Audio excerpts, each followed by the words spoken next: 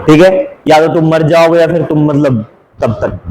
और अगर तुमने फिर तैयारी, दूसरी बात अगर तुम्हारे साथ ये दोनों कंडीशंस नहीं है तो फिर तुमने तैयारी नहीं की है। क्लार्क ऑर्बिट होमवर्क दूं या बताऊं? थोड़ी, चलो थोड़ी और बेइज्जती करवाएंगे हम लोग, ठीक। मान लो दिस इज माई अर्थ,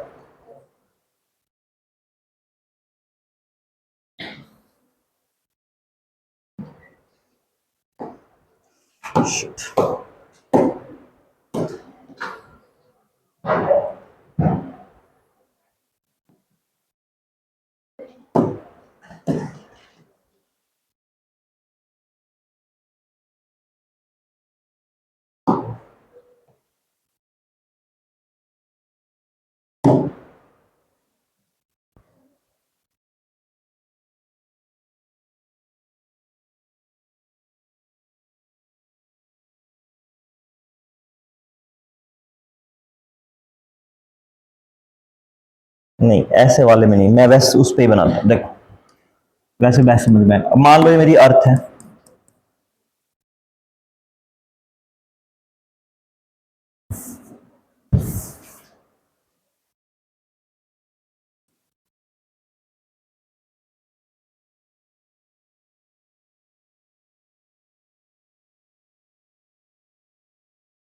इस पॉइंट को क्या बोलूंगा? पेरिजी, एक मिनट रुक जाओ, संगीता पेरिजी कौन सा होगा इनमें, ए या बी? ओके, राखी कौन सा होगा? चलो तुम थे ही नहीं वहां पे, कौन सा होगा संगीता? ए या बी में से पेरिजी कौन सा होगा? पेरिजी, हाँ। B, okay. Azad, A, okay. हाँ, सपना, डॉक्टर रमेश कुमार जी, नहीं। रवि, ए, ओके। बी,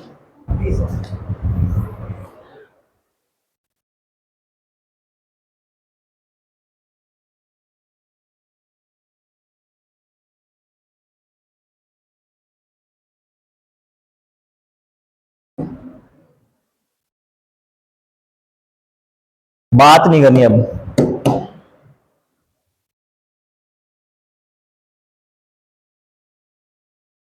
ये मेरा ऑर्बिट है जो मतलब एक पे ही कट कर रहा है, ए पे।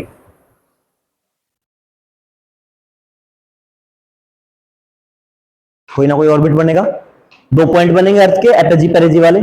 जो मेरा एपेजी के साथ में जो ऑर्बिट बनेगा, जो पूरा सर्कल बनाएगा, that orbit is known as Clarke orbit, Clarke's orbit. अगर तुम रवि पी अग्रहारी को उठाते या फिर दृष्टि की नई बुक उठाते, कुछ पढ़ते ढंग से या फिर इंटरनेट सर्च करते तो तुम्हें मिलता, और नहीं। ठीक है, चल टॉपिक डालो यूरेनियम। अरे तो मैच कर गया मेरी शर्ट में। अच्छा, जहां तक कल मैंने बताया था कंपोनेंट्स ऑफ न्यूक्लियर रिएक्टर सब पता है, कौन सी कंट्रोल रोड्स होंगी, कौन सा मॉडरेटर होगा, ठीक है, कौन सा पार्ट फ्यूल का होगा, कौन सा पार्ट कंटेनमेंट होगा, वो सब क्लियर है, ठीक। अब एक बात सुन, यूरेनियम जो मेरे पास होता है, यूरेनियम तीन तरीके से मिलता है मुझे। यूरेनियम मुझे 99.27% जो मिलता है that is in the form of uranium 238, ठीक है। उसके अलावा बाद मुझे मिलता है 0.027% will be uranium 235, and traces के फॉर्म में जो रिमेनिंग जो बच गया है, बचा हुआ रिमेनिंग, दैट इज यूरेनियम 230, ठीक है। मुझे तीन तरीके से मिलता है। जैसे हमारे अगर मैं पूरे वर्ल्ड का, पूरे ग्लोब का, पूरे अर्थ का मैं अगर यूरेनियम देखूंगा तो मुझे यूरेनियम कितना, यूरेनियम 238 मिलता है, दैट इज 99.27%। और मेरे पास क्या 0.272% क्या है मेरे पास, यूरेनियम 235, और ट्रेसिस के अमाउंट में यूरेनियम 234 मिलता है।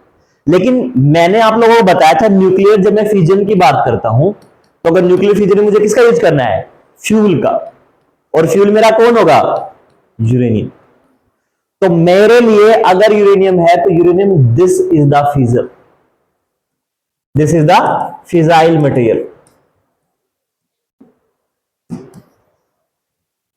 अब इस बात का क्या मतलब है, अगर मैं एक न्यूट्रॉन को किस पे मार रहा हूं, इस वाले पे बम्बार्डमेंट कर रहा हूं, तभी ये क्या होगा, क्योंकि मैंने बताया था ना आपने कि मेरे पास क्या एक न्यूट्रॉन है, मेरे पास क्या एक न्यूट्रॉन, मैंने क्या किया, इसकी बम्बार्डमेंट कराई, bombardment on uranium 235 and it will convert it into uranium 236 and that will be divided into barium 144 plus kryptonium 89, ये मत लगाना बीच में, ये मत लगाना बीच में, प्लस में 3 न्यूट्रॉन आ जाएंगे,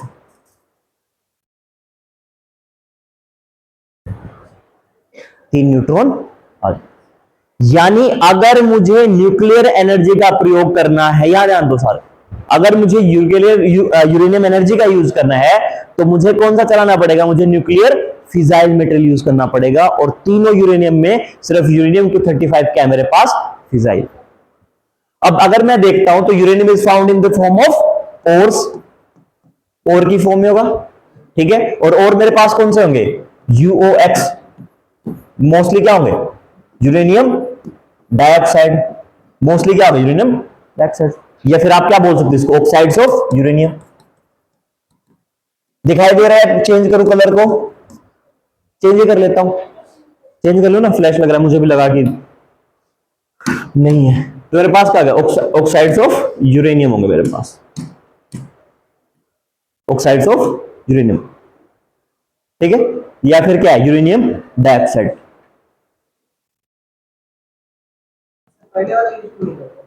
एक मिनट बता दो, यूरेनियम डाइऑक्साइड,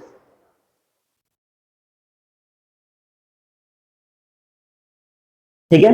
अब सवाल ये उठता है कि सर ये वाला क्यों यूज नहीं होता है, भाई वही बात है ना, अगर मैं H2O प्लस O2 क्या बनेगा, H2O बैलेंस कर लो 2H2O, मैं क्यों बैलेंसिंग सिखा रहा हूं तुम्हें, ठीक,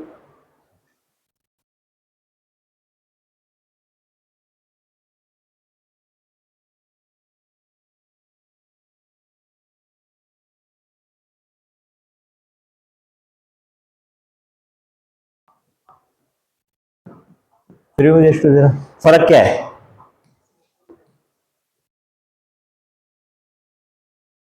एच का एजेंट टेकर बच्चों यहां से नहीं मिलेगा,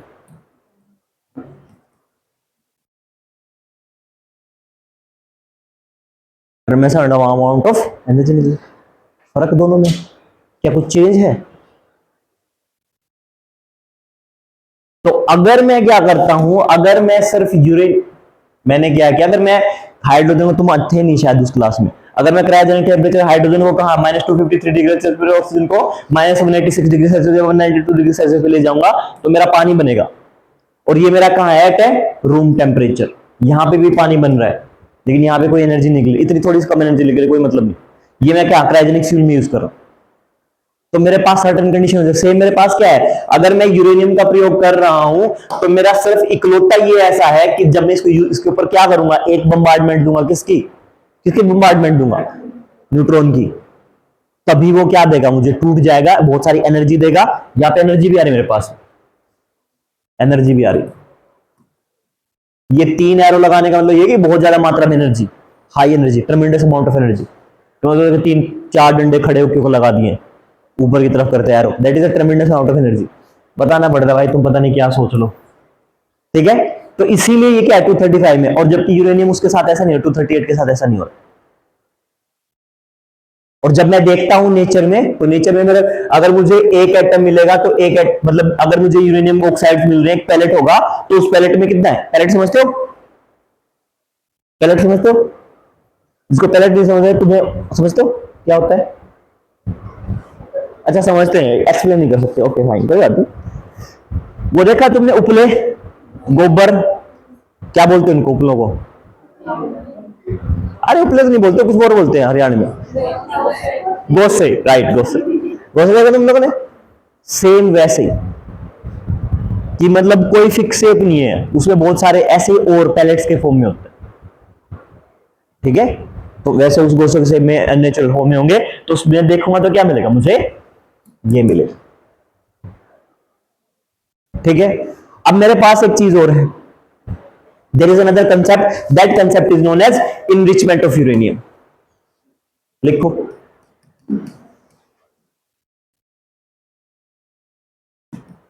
इनरिचमेंट ऑफ यूरेनियम। मैं क्या करता हूं, अब तो आप लोगों को एक बात पता है कि मेरे पास 99.27% क्या है, यूरेनियम 238, और मेरे पास क्या है, 2.7% क्या है, यूरेनियम 235, और मुझे ये वाला चाहिए। मेरे लिए काम का कौन सा है, 235 वाला, 235 वाला। मैं क्या करता हूं, मैं अब मेरे पास इसकी कंसंट्रेशन कितनी है, 0.72%। अब ये बात तुम्हारे काम की नहीं है, that is known as the gasification, gasification and filtration करके मैं क्या करता हूं, इस यूरेनियम की कंसंट्रेशन को क्या बढ़ा देता हूं, कंसंट्रेशन को क्या करता हूं, इंक्रीज करता हूं। एंड ये इंक्रीज करना है किसको, 235 को इंक्रीज करना, क्या कहलाएगा, इनरिचमेंट ऑफ यूरेनियम। वो वाला मेरा कैसा है, that is my rich natural uranium, this is my natural uranium. और जब मैं क्या करूंगा, इसकी कंसंट्रेशन को बढ़ाऊंगा, तो that is known as enrichment of uranium, क्योंकि मेरा सिर्फ यही यूरेनियम है जो क्या करेगा, ये यूज होगा। अब सवाल ये भी आता है कि क्या सर मैं दूसरों वालों को यूज कर सकता हूं, हाँ मैं यूज कर सकता हूं, बिल्कुल मैं कर सकता हूं, उनके बारे में हम बात करेंगे। लेकिन this is known as the enrichment of uranium. अगर ये मैंने 2 से 5% इनरिचमेंट कर दिया है, अगर मैंने क्या कर दिया है, 2 से 5% इनरिचमेंट कर दिया है, then it is used for the electricity production, बिजली उत्पादन के लिए, हिंदी पढ़ने वालों, बिजली उत्पादन के लिए क्या होगा, प्रयोग होगा। और अगर मैंने क्या कहां कर दिया, अप टू 60%, सॉरी 20 to 40% करो, अप टू नहीं, 20% to 40%, then it is use for the medical purposes, medicine वगैरह, मेडिकल में यूज होगा। मैं कोबाल्ट वगैरह का यूज करता हूं for the cancer treatment, enrichment. और अगर मैंने क्या कर दिया है, मोर देन 60%, अगर मैं 60% पे पहुंच गया हूं, अगर मैं 60% पे पहुंच गया हूं, तो मैं क्या बना सकता हूं, मैं एटम न्यूक्लियर बॉम्ब बना सकता हूं, न्यूक्लियर बॉम्ब। वैसे इंटरनेशनल एटॉमिक एनर्जी एजेंसी,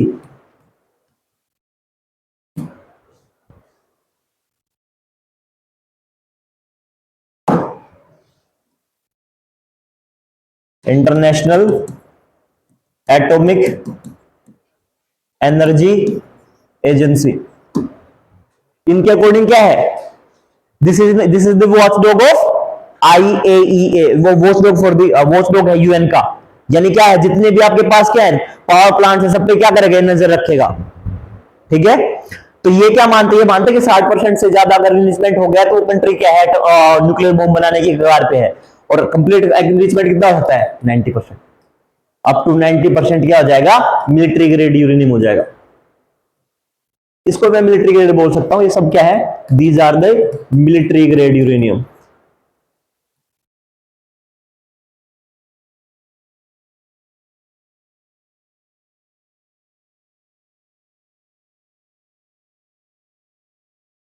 ठीक है, ये मेरे क्या है, मिलिट्री ग्रेड यूरेनियम।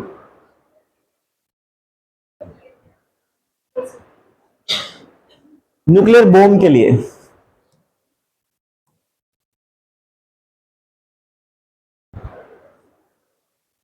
ठीक है, अब तुम लोगों ने ईरान पे झगड़ा, ईरान पे अटैक्स क्यों रहे,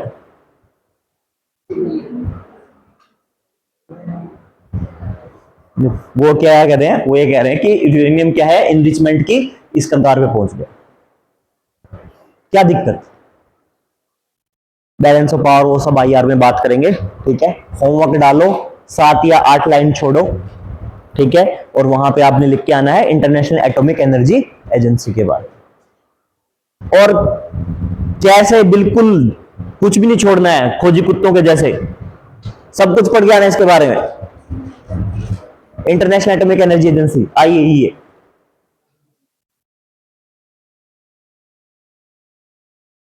ठीक है, एक चीज मैं बता देता हूं, देखो क्या क्या पढ़ना है, फाउंडेशन कब बना था, किसने बनाया था, कौन कौन फाउंडर थे, कितनी मेंबर कंट्रीज हैं। ठीक है, इसकी ग्रे लिस्ट वगैरह, grey list, white list, black list, ऐसा कुछ है क्या, क्या इसका कोई यूएनएससी के साथ लेना देना है? ठीक है, और न्यूक्लियर पावर प्लांट्स को लेकर इसका स्टैंड क्या है?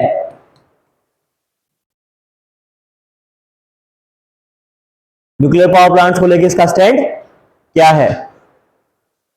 क्या है कि बहुत सारे कंट्रीज के न्यूक्लियर पावर प्लांट्स में कैमरे इंस्टॉल करती है, लाइव स्ट्रीमिंग वगैरह करती, कुछ करती है ऐसा?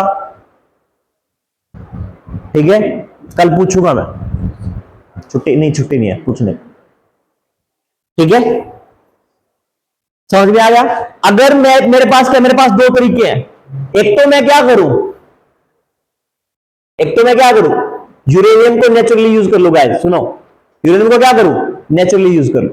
जैसे मैं नेचुरली यूज करूंगा, क्या है, यूज कर लूंगा। अब एक बात सुनो, अगर मैं यूरेनियम को नेचुरली यूज करता हूं तो मेरे पास वेस्ट कम बचेगा या ज्यादा बचेगा? कम बचेगा। और रिलीजमेंट करके करता हूं तो बहुत बढ़िया यार। एक चीज है, ये देखो, इसमें से कितना परसेंट हिस्सा चलेगा? जो न्यूक्लियर फिजाइल होगा वो एनर्जी, फिजाइल कितना है? 72%। तो वेस्ट क्या होगा? ये बाकी हिस्सा तो वेस्ट ही जाएगा। तो अगर मैं नेचुरली यूज करता हूं तो मेरे पास वेस्ट क्या होगा? ज्यादा। इसलिए मुझे किसकी जरूरत पड़ती है? यूरेनियम इनरिचमेंट की। यानी अब देखो, अब एक कंसेप्ट लिखो, nuclear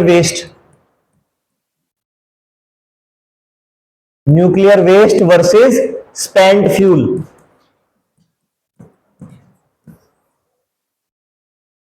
nuclear waste versus spent fuel.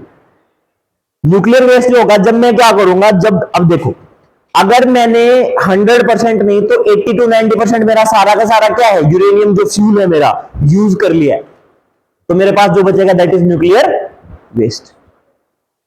Waste. लेकिन अगर मैंने क्या किया है, मैंने नेचुरल ये वाला यूज किया है और इसका सिर्फ यूरेनियम 235 ही यूज किया है, बाकी 238 और 234 बचा हुआ ऐसा कैसा, जो क्या है, जो मेजर चंक है, कितना, 99%।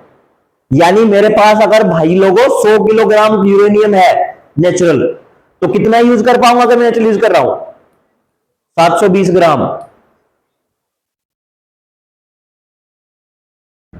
अरे यही तो कह रहा है 720 ग्राम, तो कितना, 19 किलो और 270 ग्राम यूज नहीं होगा। That is converted into spent fuel.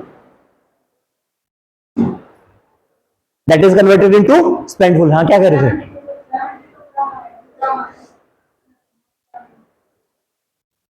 72 ग्राम आएगा। कौन से क्लास में पढ़े हो?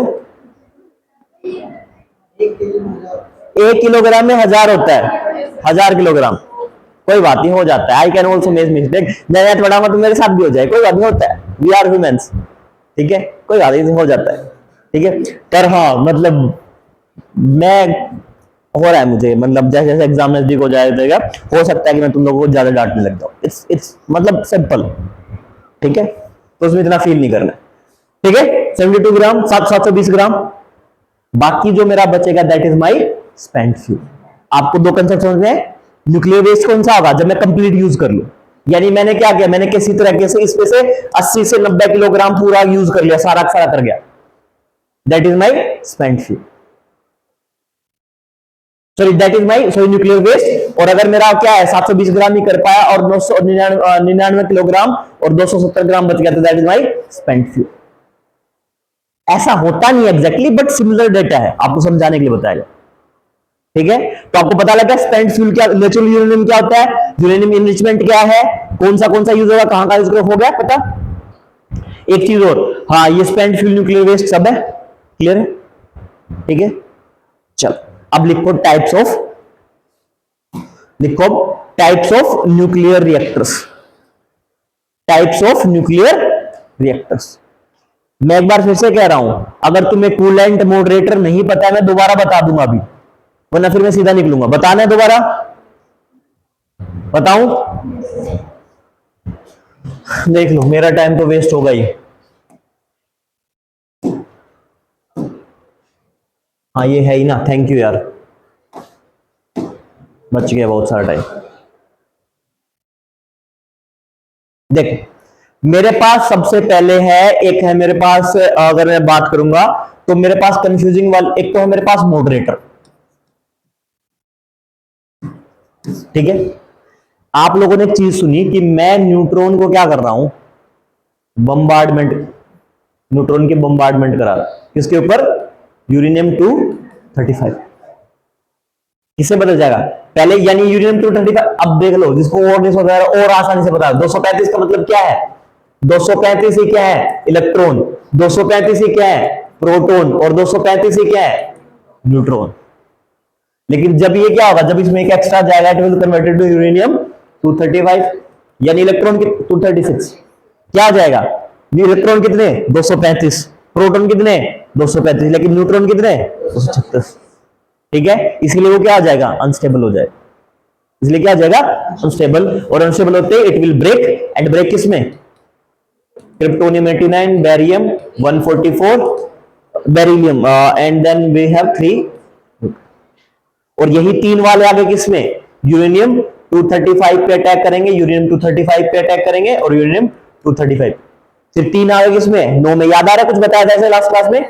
ठीक है, अच्छा, अब मॉडरेटर क्या करेगा, मॉडरेटर का मेरा सिंपल सा काम इतना है कि मॉडरेटर जब मेरे जो न्यूट्रॉन आ रहे हैं, किस पे टकराने के लिए, किस पे टकराने के लिए, फ्यूल रोड्स पे। ठीक है, किस पे टकराने के लिए, फ्यूल रोड्स। अब ये क्या बना है सर, फ्यूल रोड्स। अब मेरे पास ये दिक्कत है कि मैं यूरेनियम को ऐसे ही हवा में या फिर राख के रूप में ऐसे नहीं छोड़ सकता, मुझे क्या करना है, मुझे यूरेनियम को प्रॉपर तरीके से रखना पड़ेगा, और उस प्रॉपर तरीके में मेरा ऐसा है कि मेरे यूरेनियम पे पूरा एक ही न्यूट्रॉन जाके बम्बार्डमेंट करे या फिर टकराए। ऐसा नहीं कि यहां पे दूसरा, तो मैं क्या करूंगा, मैं उसको पूरे प्रॉपर तरीके से बनाऊं, प्रॉपर तरीके से क्या करूंगा, प्लेस करूंगा in the form of rods, अगरबत्ती में जैसे बना के रखूंगा कि एक एटम एक ही जगह पे एग्जिस्ट करता हो, और वो क्या करे, इस पर टकराए, एंड देन मेरी रिएक्शन चलती है। तो these are my fuel rods. अब फ्यूल रोड में मेरे पास कई बार लिक्विड फॉर्म में भी हो सकता है, कई तो मेरे पास क्या है, ऑक्साइड्स ऑफ यूरेनियम के रूप में भी होगा, कई बार आप देखोगे मोल्टन स्टेट में होगा, कई बार आप सोल्ट की फॉर्म में देखोगे, कई बार आपको हार्ड सिंपल मिलेगा, वो डिफरेंट टाइप ऑफ न्यूट्रॉन्स उसके में। तो मॉडरेटर क्या करेगा, मॉडरेटर का काम है कि ये कंट्रोल करेगा किसको, न्यूट्रॉन्स को, उन वाले न्यूट्रॉन्स को जो किस पे टकरा रहे हैं, जाके फ्यूल रोड्स पे, किस पे टकरा रहे हैं, फ्यूल रोड्स। और फ्यूल रोड्स के अलावा मेरे पास एक तरह की और रोड है, that are my control rods. Very good Priya, control rods. Control rods का काम क्या है कि मेरा जब यूरेनियम की क्या होगा, मेरा बेरिलियम या फिर क्रिप्टोनियम आएगा, साथ में मेरे क्या होंगे, 3 न्यूट्रॉन निकलेंगे, 3 न्यूट्रॉन्स निकलेंगे। अब वो मेरे 3 न्यूट्रॉन्स पहली बार में रिएक्शन में कितने निकले, 3, फिर ये 3 पे टकरा के कितने निकले, 9, फिर 9 से 27, 27 से 81, 81 से 243, फिर 729, आगे बढ़ता जाएगा, चलता जाएगा। तो क्या है, मेरी रिएक्शन कैसे हो जाएगी, अनकंट्रोल्ड हो जाएगी, और वही मेरा किसका रिजल्ट बनेगा, एटम बॉम्ब के, सॉरी हाइड न्यूक्लियर बॉम्ब के रिजल्ट में बनेगा। ठीक है, तो मुझे क्या करना है, कंट्रोल्ड करना है, मुझे क्या करना है, मुझे ये ध्यान रखना है कि मैं इनमें से 2 को क्या कर लूं, ऑब्जर्व कर लूं। यहां से कितनों को ऑब्जर्व, 2 को ऑब्जर्व कर लूंगा, फिर यहां पे कितने बनेंगे, 3 ही बनेंगे। फिर मैं इनको क्या करूंगा, 2 को ऑब्जर्व करूंगा, 1 को फिर यूज कर लूंगा, फिर 3 बने, फिर 2 को ऑब्जर्व कर लूं। That has been observed through the control roads.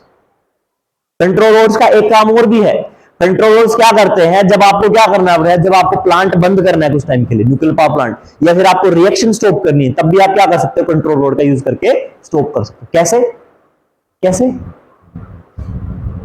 कैसे, कैसे, रिएक्शन चलाने के लिए मुझे एक न्यूट्रॉन की जरूरत है, मैं तीनों न्यूट्रॉन पकड़ के बैठा लूंगा, आ जाओ, एक तो चाहिए ना मुझे न्यूट्रॉन। मैं हमेशा क्या कर रहा हूं, 2 न्यूट्रॉन पकड़ के बैठा रहा हूं, तो मेरी रिएक्शन चलती जा रही है, मैं तीनों के तीनों न्यूट्रॉन को ऑब्जर्व कर लूंगा, फिर मेरा क्या है, खत्म का। ठीक है, प्रियंका बताओ किस किस मेटेरियल की बनी होती है मेरी कंट्रोल रोड्स, आए थे ना आप, हाँ बताओ। कैडमियम, हाफनियम और boron. Very good, very good. ऐसे पढ़ते जाओगे तो मजे ही ना आ जाएंगे। मेरे पास किसकी बनी होगी, कैडमियम की बनी होगी। I have cadmium, hafnium and boron. ठीक है, कैडमियम, हाफनियम और हाँ इंडिविजुअल भी हो सकते हैं, डिपेंड करता है किसने बनाया है, कैसे बनाया है, आप डिफरेंट डिफरेंट यूज कर सकते हो। ऐसे मेरे पास अगर मैं तो उसकी बात करूंगा, एटॉमिक क्लॉक की बात करूंगा, तो मेरे लिए एटॉमिक क्लॉक कौन सी सबसे बढ़िया है? सीजियम वाली। लेकिन ये होती कौन सी है? ठीक है, सबसे बढ़िया रुबिडियम वाली है। हाँ हाँ मेटल है। मैं हाफ नियम का काम क्या होगा, ये मैं इस मेटल की रोड बनाऊंगा, ये क्या करेंगे, न्यूट्रॉन को ऑब्जर्व कर लेंगी, कैडमियम और हाफ हाफ नियम। ठीक है, मेरे पास ही है। फिर मेरे पास स्टीम जनरेटर है, स्टीम जनरेटर क्या करेगा, स्टीम जनरेट करेगा, पानी को किस में करेगा, कन्वर्ट कर दे। एक मेरे पास कूलेंट है। ठीक है, कूलेंट का काम क्या है, जो मेरे पास मटेरियल यूज कर रहा हूं, जो मैं वाटर यूज कर रहा हूं हीट के लिए, उसको क्या करना, ठंडा करना। अब मेरे पास कूलेंट के दोनों काम हो सकते हैं। कूलेंट मेरा ये चेंबर जो है वो हुआ, तो जहां पे मेरा क्या है, कंट्रोल रोड्स हैं, और फिर मेरे क्या है, मेरे पास फ्यूल रोड्स हैं, उनको ठंडा करने के लिए मेरा कूलेंट यूज हो सकता है। कूलेंट मेरा दो जगह यूज होगा। पहला जो मैं कूलेंट यूज कर रहा हूं, तो देखो, एक तो ये रिएक्शन चलेगी तो ये पोर्शन भी गर्म होगा, तो कूलेंट से मैं इसको भी ठंडा कर सकता हूं। दूसरा, मेरा यहां से हीट आएगी, इस चैम्बर में आएगी, और यहां से क्या रहा है, मेरा पानी आ रहा है। ये पानी फिर किसमें बनेगा, भाप में बनेगा, और ये भाप क्या है, टरबाइन को घुमाएगा, टरबाइन से क्या है, जनरेटर में। टरबाइन क्या है, जनरेटर को मैकेनिकल एनर्जी देंगे, और जनरेटर मैकेनिकल एनर्जी को क्या करेगा, इलेक्ट्रिकल एनर्जी में कन्वर्ट करेगा। तो ये तेरा गर्म पानी फिर ये नीचे आएगा, और नीचे आने पे फिर दोबारा क्या है, इस पानी को कूलेंट दोबारा ठंडा कर दे। तो ध्यान रखना है, कूलेंट का दोनों काम है। एक वो कंट्रोल रोड्स वाला जो मेन पोर्शन है, जहां पे मेरा क्या है, रिएक्शन हो रही है, उस पार्ट को भी ठंडा करता है। और दूसरा जो मैं क्या है, पानी यूज कर रहा हूं, किसके लिए, स्टीम के लिए, स्टीम जनरेशन के लिए, उस पानी को भी कूल करता है। तो कंफ्यूज नहीं होना इस बात से, कंफ्यूज नहीं होना। ठीक है, बहुत सारे अब एक दो टाइप तो ऐसे ही बन जाएंगे, एक दो टाइप तो टाइप ऑफ न्यूक्लियर रिएक्टर्स ऐसे बन जाएंगे कि और दोनों जगह क्या है, सिंपल वाटर यूज हो रहा है तो क्या है, अलग तरह का न्यूक्लियर रिएक्टर। दोनों जगह हैवी वाटर यूज हो रहा है तो अलग तरह का, एक जगह पे हैवी वाटर, एक जगह पे नॉर्मल वाटर यूज हो रहा है, दूसरे टाइप का रिएक्टर। ठीक है, ये मेरे टाइप्स है, यहां तक क्लियर है फंडा। ठीक है, अब लिखो types of nuclear reactors.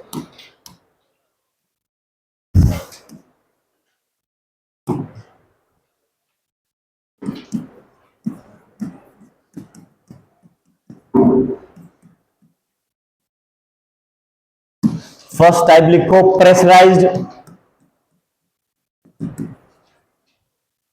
Pressurised water reactor, pressurised water reactor, PWR। Fuel में क्या रखेंगे, यूरेनियम रोड्स वगैरह रखेंगे। ठीक है, और दुनिया में अगर आप बात करोगे कि सबसे ज्यादा नंबर के nuclear types of nuclear reactor, तो क्या है, प्रेशराइज्ड वाटर रिएक्टर। बनाया किसने थे, रशिया। किसने बनाया सबसे पहले, रशिया। देखो 1950 से पहले कोई न्यूक्लियर रिएक्टर था ही नहीं दुनिया में, कुछ थे पर इतने एफिशिएंट नहीं थे।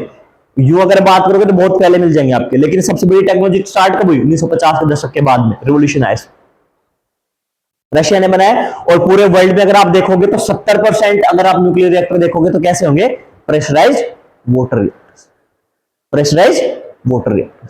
यहां पे क्या होगा, यहां पे जो मैं पानी रखूंगा, एक मिनट रुको,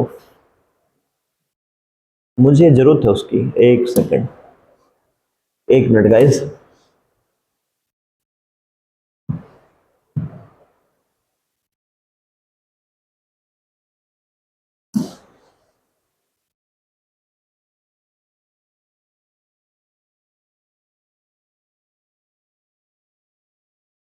अरे भाई सेव हो जा।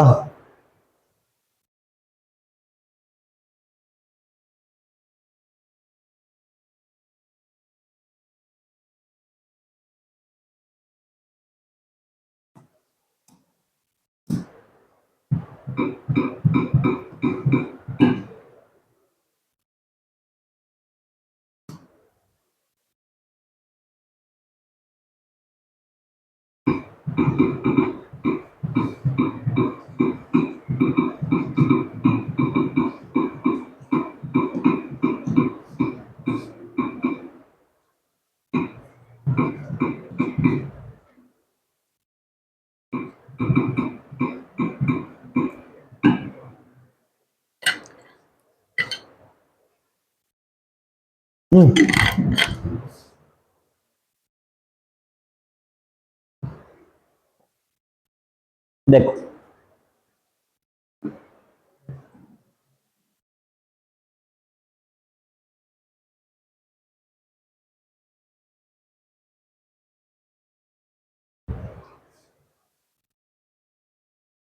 ये मेरे पास चैम्बर्स है, जो मैंने वो वाला पोर्शन लिखा है।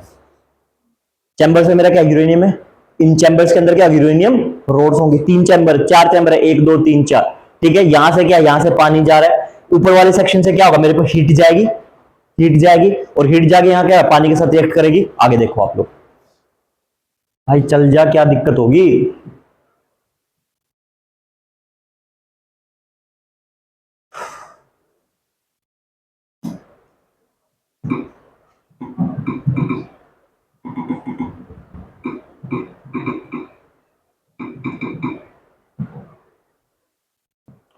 चल रहा है, वही नहीं चल रहा है।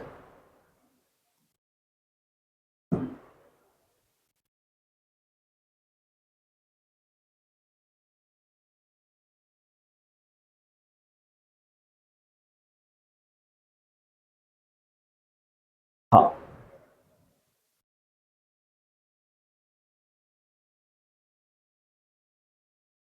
चैम्बर से हीट जाएगी, कंट्रोल रोड्स है मेरे पास। घर जाके देखिए, जब बड़ा वो इतनी बार इनको बोल लिया है। छोड़ो, मेरे पास जो चैम्बर्स हैं, बैक टू दिस वन,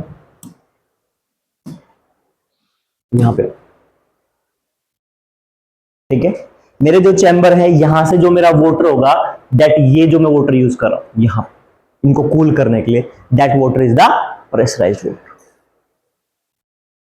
और यहां पे भी जो मेरे पास पानी आएगा वो प्रेशर से आएगा, उस पर भाप लगेगी, और भाप लगते पानी एकदम से गर्म हो। यानी मेरे पास जो पंप है ना, जो फीड पंप है, ये क्या करेगा, देखो यहां पे प्रेशराइज वाटर होगा, इस वाले में भी क्या होगा, प्रेशराइज वाटर होगा। वो क्या करेगा, प्रेशर से पानी आएगा, प्रेशर से भाप आएगी, दोनों टच करेंगे, दोनों एकदम से करेंगे, और फिर निकल जाएंगे। और इसका पूरी दुनिया में 70% से ज्यादा क्या है, अगर आपको देखने को मिलेंगे तो दीज आर दी किस टाइप के, pressurise water nuclear reactors. Pressure से पानी आएगा, यहां आएगा, यहां से प्रेशर से वो भाप आ रही है, नॉर्मल भाप तो वैसे प्रेशर से आएगी, वो क्या एक दोनों टकराएंगे, टकरा के निकल जाए, प्रेशराइज वाटर रिएक्टर्स। बाकी यहाँ पे वही यूरेनियम वगैरह चल रहा है, यूरेनियम रोड है, मॉडरेटर है, कंट्रोल रोड्स है, वो भाप बना रही है और भाप, ठीक है, सिंपल इतना सा प्रिंसिपल सेम है। यहां पे जो पानी आ रहा है वो कैसा है, pressurise.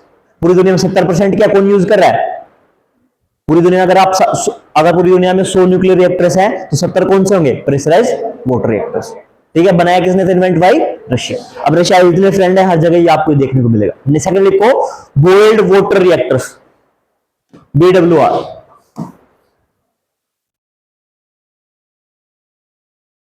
Boiled water reactors,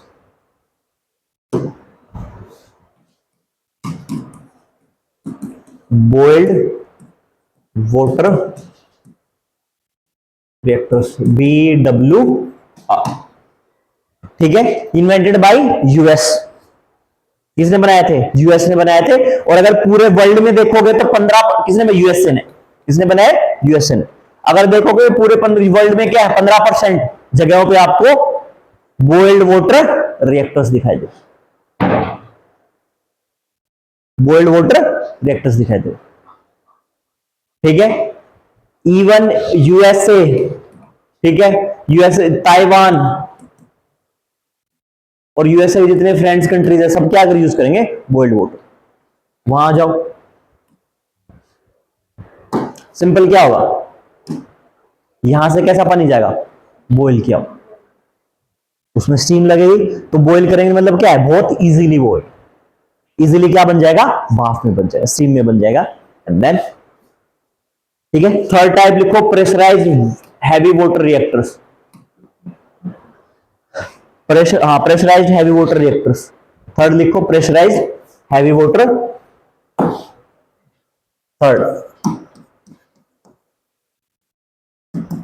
pressurised heavy water reactor.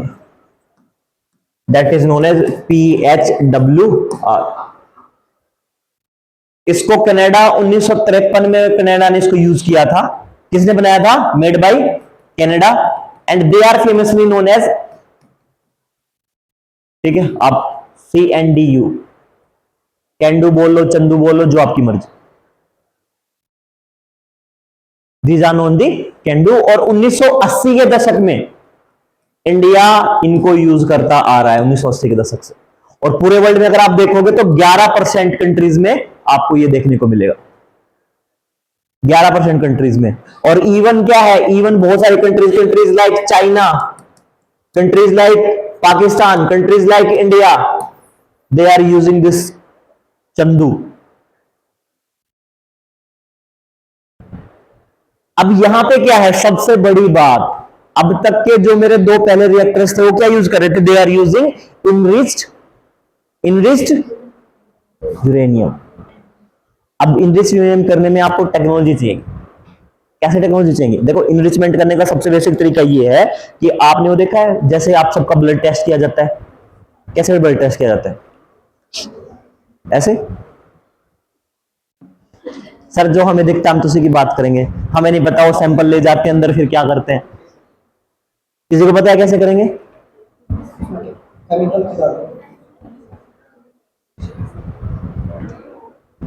तुमने ट्यूब्स का कंसेप्ट देखा है? अगर तुमने केमिस्ट्री लाइब्रेरी में देखा होगा तो ट्यूब्स में मटेरियल डाल के उनको घुमाते हैं, ठीक है? क्या करते हैं? उसको इनरिच करते हैं। यूरेनियम का भी सेम कंसेप्ट होता है, पहले उसमें गैसेस वगैरह, गैसिफिकेशन, फिल्ट्रेशन वगैरह करके यूरेनियम को डालेंगे, उसको यूरेनियम को घुमाते हैं। अब मेरे पास ये समस्या है कि मैंने 1 किलोग्राम यूरेनियम ले लिया और उसको इनरिच करने लग गया, बाई चांस थोड़ी बहुत ऊपर नीचे हो गया, फिर सब खत्म, ठीक है? मान लो यूनिवर्सिटी में मेरे पास 1 किलोग्राम यूरेनियम, पहले तो होगा ही नहीं, ठीक है? पहले तो होगा नहीं, बिकॉज क्या है, इलीगल है, ठीक है? अगर हो जाए और मेरे पास कुछ ऊपर नीचे हो जाए, फिर दिल्ली तक धमाके महसूस होंगे, ठीक है? सारा खत्म, तुम्हारा घर, उसका घर, उसके पापा, उसके मम्मी, ठीक है, उसके भैया, जो तुम्हारी जान के दुश्मन बने हुए हैं, सब खत्म, सब निपट जाओगे, साथ में पहले तुम ही निपटोगे। देखो है ना? तो सबसे बड़ी बात ये है, कहने का मतलब ये नहीं है कि मजाक का बात ये है कि अगर आपको यूरेनियम इनरिचमेंट करना है then you need have some kind of expertise, कि बिना आप उसके नहीं कर सकते कि हाँ चलो यूरेनियम वो करते हैं। तो एक्सपर्टीज के लिए क्या है, तो आप यूरेनियम इनरिचमेंट करो। लेकिन अगर आप नेचुरली यूज कर रहे हो तो आपने क्या किया? एक्सट्रैक्ट किया, रोड में रखा कर दिया, ठीक है? तो ये क्या करेंगे, फर्स्ट और second, they are using enriched uranium, और ये क्या करेगा? This is use natural uranium. Natural uranium होगा, अब आओ उसी बात को जो मैंने थोड़ी देर पहले बताई थी। नेचुरल यूरेनियम होगा मतलब क्या है? 0.72% क्या यूज कर रहा हूं मैं? 235। कमाल की बात पता है क्या है? कमाल की बात यह है कि अगर मैं 1 किलोग्राम नेचुरल यूरेनियम यूज कर रहा हूं और 1 किलोग्राम इनरिच्ड यूरेनियम यूज कर रहा हूं, तो एनर्जी किसमें ज्यादा निकलेगी? बताओ। चलो वेस्ट बताओ, वेस्ट किसमें ज्यादा? स्पेंट फ्यूल किससे होगा? स्पेंट फ्यूल जो होगा वो किसमें ज्यादा होगा? इस वाले में। इसमें स्पेंट फ्यूल क्या होगा? कम होगा, ठीक है? लेकिन एनर्जी किसमें आएगी ज्यादा? नीचे वाले में। कितने लोग चलो नीचे ऊपर छोड़ो, this is A, this is B, एक लिए हाथ उठाओ, हाथ उठाओ एक लिए। मैं अटेंडेंस नहीं दूंगा जो हाथ उठाएगा दोनों ऑप्शंस में, एक लिए हाथ उठाओ, ठीक है? बी के लिए नहीं प्यारी अटेंडेंस। साक्षी नाम है आपका? वैसे ही 3 दिन से नहीं आ रहे हो आप, 3-4 दिन से। पीछे आपका क्या नाम? क्या लगता है? नीतू? रितु? क्या लगता है? क्यों है ऐसा? ए बी बी क्यों है बी में ऐसा? सारे बी वाले गलत हो, सारे बी वाले गलत हो। This is the exception. अगर रूल के अकॉर्डिंग चलते तो क्या होना चाहिए था, इनरिस्ट वाला पार्ट सही होना चाहिए। नहीं, रहने दो जय शशांक। लेकिन होता क्या है कि अगर मैं मास के अकॉर्डिंग पर किलोग्राम अगर मैं चेक करता हूं तो नेचुरल वाला मुझे क्या देगा, ज्यादा एनर्जी देगा एज कंपेयर टू इनरिस्ट यूरेनियम। लेकिन वो बात अलग है, क्योंकि मेरे पास क्या है, मेरे पास डायरेक्ट मेटेरियल क्या है, मैं डायरेक्ट क्या है यूरेनियम 235 का यूज कर रहा हूं। बट मुझे स्पेंट फ्यूल के रूप में, स्पेंट फ्यूल या मैं क्या लगाऊं, मेरे पास जो लेफ्ट आउट मटेरियल बचेगा वो किसमें ज्यादा बचेगा, नेचुरल में। ठीक है, समझ में आ गया। तो पहले सेकंड फर्स्ट वाले में प्रेशराइज वाटर रिएक्टर में मैं क्या यूज कर रहा हूं, क्या यूज कर रहा हूं, इनरिस्ट। बॉइल्ड वाटर में क्या कर रहा हूं, इनरिस्ट। और प्रेशराइज्ड हैवी वाटर रिएक्टर में क्या कर रहा हूं मैं, नेचुरल। और यहां पे मैं क्या यूज कर रहा हूं, पहले दोनों में मैं सिंपल वाटर यूज कर रहा हूं, और यहां पे मैं क्या यूज कर रहा हूं, हैवी वाटर, नाम से डिफाइंड है हैवी वाटर। कूलेंट में मेरे दोनों जगह पे क्या यूज करूंगा, हैवी वाटर। कौन सा, B2O। ठीक है, 3 टाइप के लिख लिए। नेक्स्ट लिखो अगला, liquid metal fast reactor. Liquid metal fast reactors. Fourth,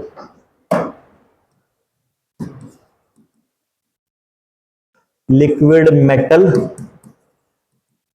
fast reactors. Country ध्यान रखना गाइस, जो लिखवाए ऊपर, यूएसए, चाइना, ये सारे, चाइना हो गया, पाकिस्तान, इंडिया, सब लोग ये कनाडा वाले यूज करें प्रेशराइज्ड हैवी वाटर। ठीक है, दैट इज माई LMFR। यहां पे जो मेरी कंट्रोल्स रोड होगी ना गाइस,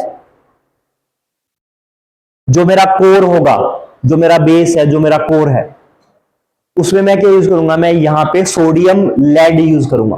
कौन से मेटल यूज करूंगा, सोडियम या फिर लेड।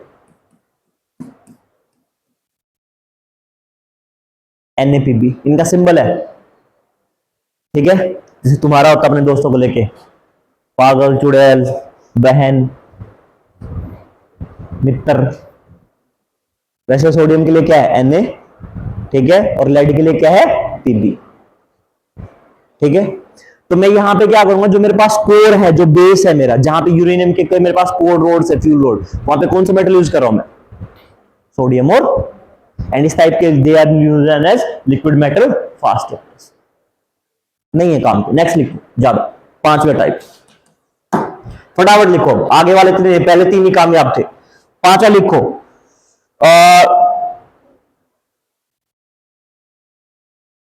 एक ये लिख लो, जो सोवियत के टाइम पे ना, सोवियत के टाइम पे 1-2 जगह पे रिएक्टर्स थे। बोल्शेविक जगह थी एक, बोल्शेविक, सोवियत टाइम पे, सोवियत एरा में, वहां पे न्यूक्लियर रिएक्टर थे। एक चीज और ध्यान रखना, जो मेरा कोर है, कोर है, उस कोर में यहां पे क्या होगा, दे यूज मेटल कोर। तो यानी यूरेनियम इन मेटेलिक फॉर्म यूज करेंगे ये। और ये वाले जो पहले 3 बताए थे, ये यूज करते हैं यूरेनियम इन सेरेमिक फॉर्म।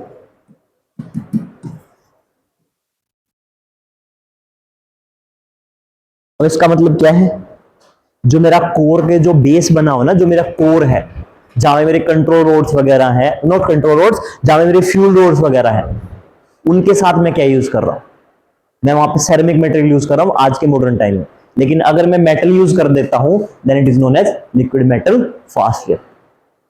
ठीक है, आज के टाइम पे हम ये बनाते नहीं है, लेकिन बोल्शेविक में आज तक, एक बोल्शेविक आज के टाइम में रशिया में अभी भी ये चल रहा है। ठीक है, समझ में आ गया, ठीक है, नहीं आया तो ज्यादा दिमाग पे जोर मत दो।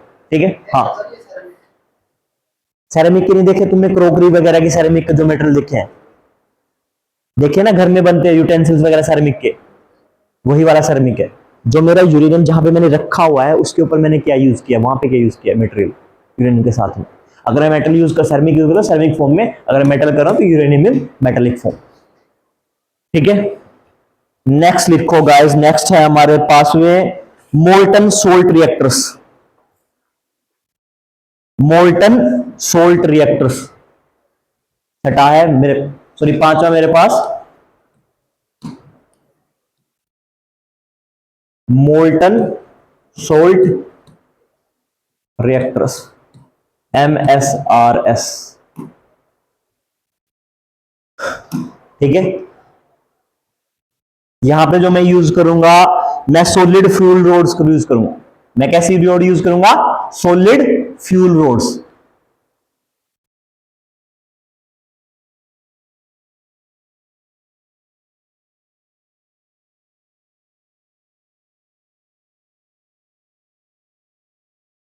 एक और चीज लिखो, यहां पे जो मैं यूरेनियम यूज कर रहा हूं, यूरेनियम में direct as a pellets use करूंगा, यानी मैं यहां पे रोड यूज नहीं कर रहा हूं, पैलेट के रूप में यूज कर रहा हूं।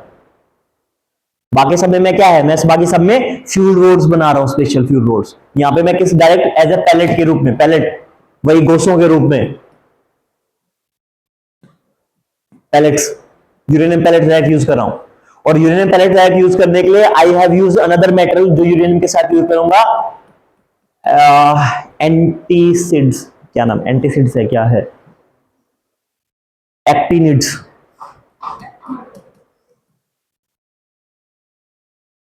हाँ मेटल है, ये वाला मेटल भी यूज कर रहा हूं मैं यूरेनियम के साथ।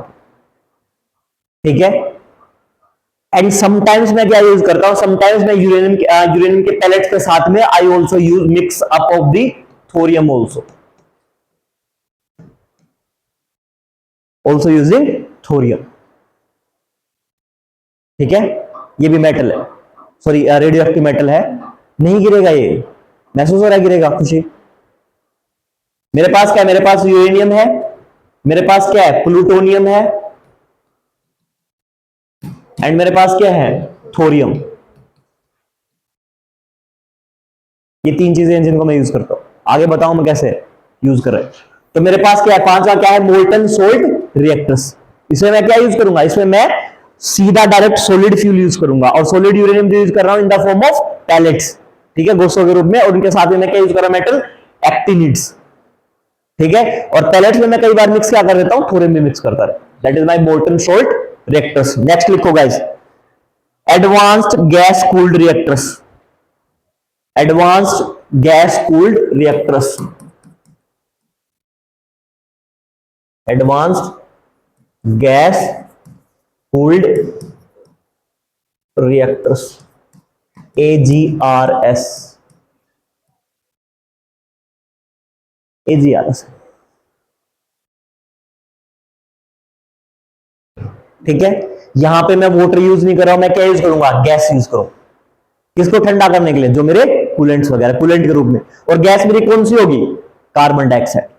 गैस मेरी कौन सी होगी, कार्बन डाइऑक्साइड। देखो मेरे, मुझे दो जगह पे यूज करना है।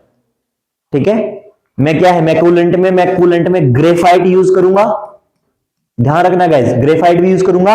और मैं दूसरा पार्ट, देखो एक चीज यहां देखो, इस वाले सेक्शन में मैं क्या यूज करूंगा, ग्रेफाइट, और इस वाले सेक्शन में मैं क्या यूज करूंगा, कार्बन डाइऑक्साइड। दो जगह है ना मेरे कूलेंट के लिए, तो इस वाले चैम्बर में ग्रेफाइट, इस वाले सेक्शन में कार्बन डाइऑक्साइड। ठीक है, ध्यान रखना, ग्रेफाइट एंड कार्बन डाइऑक्साइड। अगर ऐसा कोई मेरा रिएक्टर है, that reactor is known as advanced gas cooled reactors, AGRS। ठीक है, नेक्स्ट लिखो गाइस, मेरे पास है, और इसमें भी मैं, तो इसमें भी मेरा क्या है, इसमें मेरे पैलेट से यूज हो रहे हैं, इसमें मेरे क्या है, पैलेट से यूज हो रहे हैं यूरेनियम के। ठीक है, नेक्स्ट लिखो सेवंथ, सातवां लिखो, सातवां है light water graphite moderated reactor. Light water, light LIGHT, light water graphite moderated, graphite moderated reactor, LWGR, LWGR। ठीक है, लाइट वाटर है मतलब क्या है, देखो इसे मैं क्या यूज करूंगा, एक चीज ध्यान रखना है। अब तुम ये सोचोगे कि सर अगर मैं वाटर यूज कर रहा हूं, मेरे पास क्या है, मैंने ग्रेफाइट का तो मॉडरेटर ले लिया है, मॉडरेटर में मेरे पास क्या है, ग्रेफाइट। ठीक है, और नॉर्मल जगह मैंने क्या लिया, वाटर लिया है। अरे यही वाला तो, इससे जो पहले बताया था, यहां पे क्या लिया है, ग्रेफाइट, यहां पे क्या लिया है, नॉर्मल वाटर, लाइट वाटर बोल रहे हैं, नॉर्मल वाटर बोल लो, ठीक है। अगर मैंने ये सब लिया है तो ये डिफरेंट कैसे है, इसे मेरे पास यहां पे भी मैं क्या यूज कर रहा हूं, सॉलिड पैलेट यूज कर रहा हूं, सॉलिड क्या यूज कर रहा हूं, पैलेट यूज कर रहा हूं। लेकिन एक चीज और ध्यान रखना है, मैं यहां पे यूरेनियम की बजाय प्लूटोनियम यूज कर रहा हूं, that's why it is different, that is why it is different, ठीक है। तो मेरे पास light water graphite moderator reactor क्या आ जाएगा, दिस वन, प्लूटोनियम यूज कर रहा हूं। और नेक्स्ट लिख लो मेरे पास high temperature gas cooled reactor, high temperature gas cooled reactors, high temperature gas cooled reactors, ठीक है। गैस कौन सी यूज होगी, गैस कौन सी यूज होगी, कार्बन डाइऑक्साइड, साथ में एक गैस और लिखो, हीलियम ऑल्सो यूज, कौन सी होगी, एक तो मैंने बताया थी पहले आपको CO2 एंड हीलियम,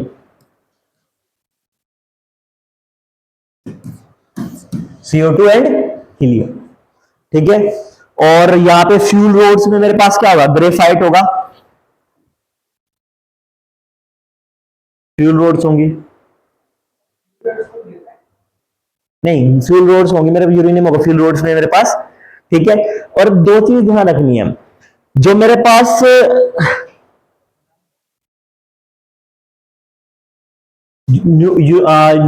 न्यूट्रॉन्स निकलेंगे मेरे पास, जो न्यूट्रॉन्स है उनको करने के लिए मेरे पास यहां पे ग्रेफाइट बॉल्स भी यूज करता हूं,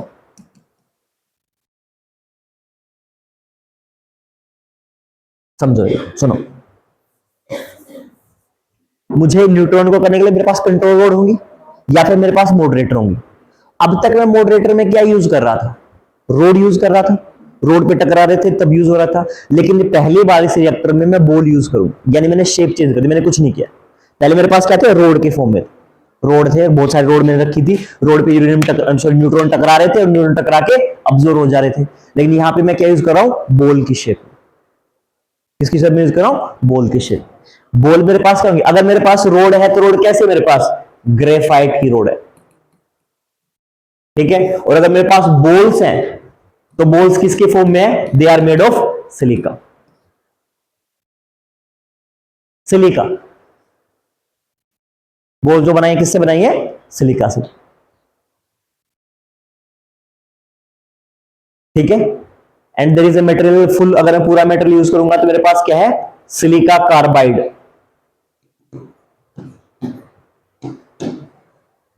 अब ये इन्होंने ऐसा क्यों किया, बिकॉज वो ग्रेफाइट बनाना थोड़ा क्या है, it will little bit difficult. तो अगर मैं सिलिका, तो नेचुरली क्या है, नॉर्मली अब्जॉर्व है, जहां पे मिट्टी वहां पे मेरा सिलिका है, तो ये क्या करेगा, कॉस्ट को डिक्रीज कर देगा, ठीक है। यूरेनियम नहीं, यूरेनियम,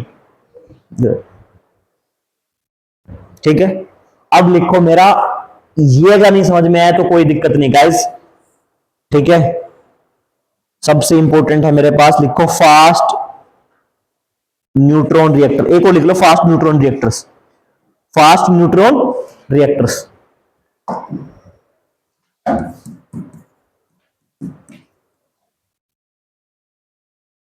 देखो मैंने आप लोगों को बताया कि मेरे पास फ्यूल रोड है, फ्यूल रोड है, ऐसा मानो फ्यूल रोड है, ऊपर मेरे पास क्या होगा, मॉडरेटर, नीचे मेरे पास क्या होगी, कंट्रोल रोड, ऐसे समझाया था मैंने।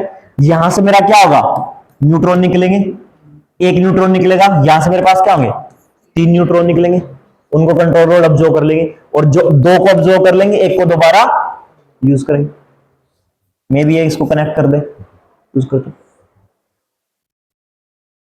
ठीक है। तो नंबर ऑफ, मेरा मॉडरेटर का काम क्या है, मेरा मॉडरेटर का काम सिंपल है कि नंबर ऑफ न्यूट्रॉन जो रिलीज हो रहे हैं उनको कंट्रोल कर।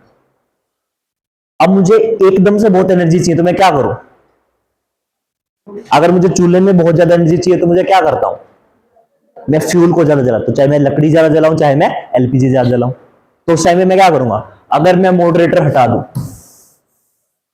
अगर मैं क्या करूं, मॉडरेटर हटा दूं, मॉडरेटर मेरा क्या कर रहा है, नंबर ऑफ न्यूट्रॉन जो रिलीज हो रहे हैं उनको कंट्रोल कर रहा है। लेकिन अब समस्या ये है कि मेरा अनस्टेबल हो जाए न्यूक्लियर रिएक्टर, तो मेरा न्यूक्लियर को स्टेबिलिटी कौन देगा, कंट्रोल रोड्स। अगर ऐसे चले कि 1 से 3, 3 से 9, 9 से 27, 27 से 81, 81 से 243, तब तो क्या हो जाएगा, तब तो मेरी अनकंट्रोल चेन रिएक्शन बन जाएगी जो मैंने बताया लास्ट टाइम। लेकिन अगर मैं इनको क्या है, और इसको कंट्रोल करने का रोल किसका है, कंट्रोल रोड्स का। वो क्या करती है, 3 में से 2 को ऑब्जर्व कर लेंगे, 1 को दोबारा यूज करेंगे। तो फास्ट न्यूट्रॉन रिएक्टर्स क्या होते हैं, ऐसे न्यूक्लियर रिएक्टर्स होते हैं, ये न्यूक्लियर रिएक्टर नहीं है, न्यूट्रॉन रिएक्टर है। फास्ट न्यूट्रॉन रिएक्टर कौन से होते हैं, जिनमें मॉडरेटर नहीं होगा, जिनमें क्या होगा मेरे पास, सॉरी मॉडरेटर तो मैंने पहले गायब कर दिया, जिनमें मेरे पास मॉडरेटर नहीं होगा, ऐसे रिएक्टर जिनमें मेरे पास है। ठीक है, बीच के नहीं पता है, पहले 3 याद है, वो इंपॉर्टेंट है।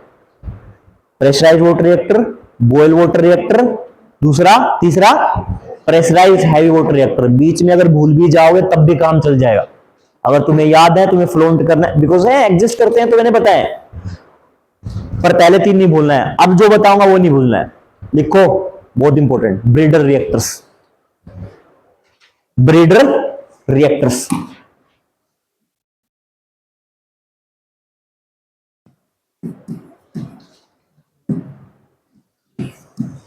Breeder reactors.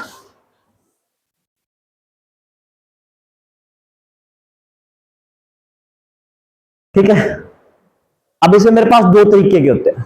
देखो, अब मेरे पास क्या है कि ये वाले क्या करेंगे, ये वाले स्पेंट फ्यूल को भी यूज करेंगे।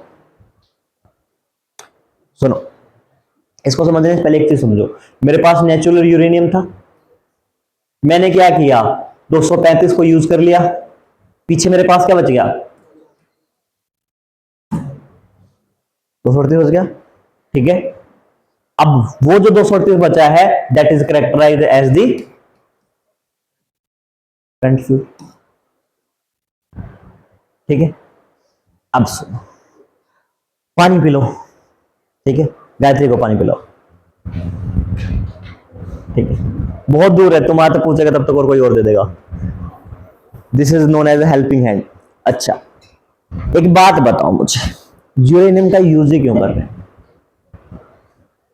इतना पढ़ लिया, बेसिक सवाल, यूरेनियम का यूज क्यों कर रहे हैं, क्यों यूज कर रहे हैं अनामिका?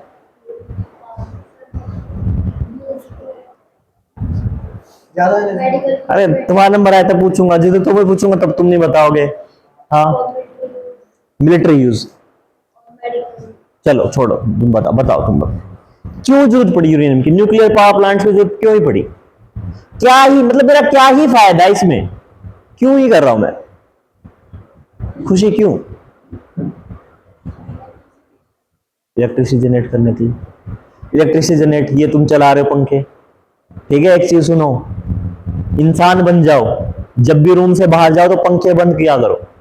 तुम ये सोच रहे हो कि यूनिवर्सिटी की या हॉस्टल की हम फ्री की बिजली खर्च कर रहे हैं, नहीं। अगर तुम एक जगह कहीं वेस्ट करोगे ना बिजली, तो उसकी कटौती कहीं दूसरी जगह होगी। तो तुम ये सोच रहे हो कि यूनिवर्सिटी में तो 24 घंटे लाइट आ रही है और मैं यहाँ पंखा चलता है, तुम्हारा वो खाली पंखा चल रहा है, किसी गांव की इलेक्ट्रिसिटी को खर्च कर रहा है। क्योंकि अगर तुमने टाइम पे पंखा बंद कर दिया जाता और सरप्लस बिजली बच जाती, तो कहीं किसी गांव में 2 घंटे ज्यादा बिजली मिल रही होती। तो पहले तो इंसान बनो सारे के साथ। ठीक है, बन गए? चलो चलो, अब बात ये है, कहने का सवाल कि भाई जो मैं बिजली का प्रोडक्शन कर रहा हूं, वो बिजली का प्रोडक्शन मैं किस तरीके से कर रहा हूं, कोयले जला रहा था, कोयले जला रहा था। कोयले कैसे सोर्स हैं, नॉन रिन्यूएबल सोर्स है, एक दिन जाएंगे खत्म हो जाएंगे। लेकिन उसके अलावा कोयले क्या यूज कर रहे हैं, they are the responsible for the global warming, carbon dioxide release कर रहे हैं। कहीं पे सल्फर आ गई तो क्या सल्फर ऑक्साइड्स कर रहे हैं, इंप्योरिटीज हैं, किसमें किसमें इंप्योरिटीज है, ऑयल में इंप्योरिटीज है। मान लो उसमें ट्रेसेस ऑफ नाइट्रोजन है या फिर क्या सोडियम सल्फर मिला हुआ है, तो मुझे क्या देंगे, they will result into oxides of sulphur, oxides of nitrogen. Later stage में क्या बनेंगे, they will result into acid rain. ठीक है, किसे बनेंगे, एसिड रेन में। तो ध्यान दो यहां पे जो बता रहा हूं। ठीक है, इशू है। और सबसे बड़ा क्या है, मैं और मेरी जो डिपेंडेंसी है, यानी पूरे वर्ल्ड की जो डिपेंडेंसी है, वो किस पे है, थर्मल पावर प्लांट्स पे। और थर्मल पावर प्लांट्स के क्या है कॉन्सिक्वेंसेज है, हेल्थ प्रॉब्लम्स है, सारी प्रॉब्लम्स है। तो इन्होंने क्या किया, इन्होंने अल्टरनेटिव्स यूज किए, अल्टरनेटिव। और उन अल्टरनेटिव्स में से एक अल्टरनेटिव क्या है, ये रवि वो वाला है, चश्मे वाला, 1998 इसका बर्थडे है। बाकी चेंज किए नाम। ठीक है, लो ये पेन भी मेरे पास पेन नहीं। तो मेरे पास क्या है, मेरे पास अल्टरनेटिव्स में क्या है, बहुत सारे अल्टरनेटिव है जो हमने एनर्जी में पढ़े थे। इवन मेरे पास क्या है, हाइड्रोजन फ्यूल सेल्स और वो सब अल्टरनेटिव है। तो इन्होंने क्या किया, इन्होंने सिंपल वही लगा। उस टाइम पे एडवांसमेंट टेक्नोलॉजी थी नहीं, हम क्या कर रहे थे, कोयला जला रहे थे, कोयले जला के एनर्जी ले रहे थे, पानी से क्या कर रहे थे, पानी को एनर्जी दे रहे थे, हीट दे रहे थे, और हीट देके फिर क्या कर रहे थे, स्टीम बनाया, तो स्टीम से टरबाइन बनाया। इन्होंने क्या किया, इन्होंने एडवांसमेंट के नाम पे कुछ नहीं किया, इन्होंने कोयले जलाने पे क्या किया, भाप बनानी स्टार्ट कर दी। किससे, यूरेनियम। अब यूरेनियम भी नॉन रिन्यूएबल सोर्स है, अनवीकरणीय, सॉरी गैर नवीकरणीय ऊर्जा या अनवीकरणीय ऊर्जा बोलो, ठीक है, गैर परंपरागत सोर्स है, नॉन ट्रेडिशनल, ठीक है। अगर मेरे पास नॉन कन्वेंशनल है, नॉन रिन्यूएबल है, नॉन मॉडर्न है, नॉन ट्रेडिशनल सोर्स ऑफ है, क्या बता रहा हूं मैं, तीन चीजें टर्म यूज की, कहां सुनी कहीं पे, एनर्जी हमने यहां से पढ़ना स्टार्ट किया था। चल ठीक है, सुनिए, थैंक यू शिवानी। तो अब बात यह है कि भाई अब इसके बाद में मेरे पास क्या है, मेरे पास में यूरेनियम भी जलेगा, वो भी कुछ वेस्ट छोड़ेगा। अब कोयला जब जल रहा था तो मेरे को क्या दे रहा था, राख, ऐश। किस फॉर्म में, दो तरह की ऐश होती है, किस तरह की, फ्लाइंग ऐश, वेरी गुड, और बॉटम ऐश, बॉटम ऐश, ठीक है। फ्लाई ऐश मेरे लिए प्रॉब्लम है, बॉटम ऐश मैंने उनके रिजल्ट बताए थे। लेकिन यहां पे मेरे पास क्या, कुछ ना कुछ वेस्ट बचेगा, लेकिन ये वेस्ट वैसा नहीं है, ये कैसा वेस्ट है, रेडियो एक्टिव वेस्ट।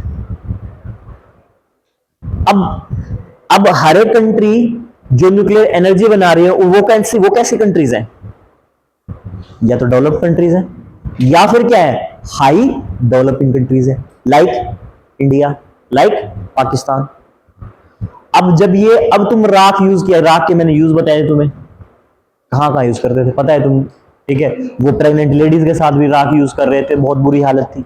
मैंने बोला था तुम्हें कि अपनी मदर को थैंक यू बोलना, अपनी दादी को थैंक यू बोलना, उन्होंने इतनी प्रॉब्लम झेल के तुम्हें बचाया है, और फिर ठीक है, be thankful about that.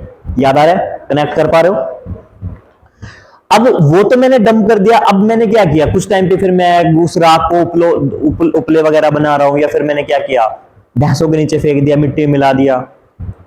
Uranium को तो मैं ऐसे नहीं फेंक सकता, यूरेनियम कहां जाएगा, रेडियो एक्टिव में कौन से, अगर मेरे पास कोई रेडियो एक्टिव मटेरियल है तो उसके लिए बेसिक कंडीशन क्या है, वो क्या करेगा, क्या करेगा, किस मटेरियल को मैं रेडियो एक्टिव मटेरियल कहूंगा,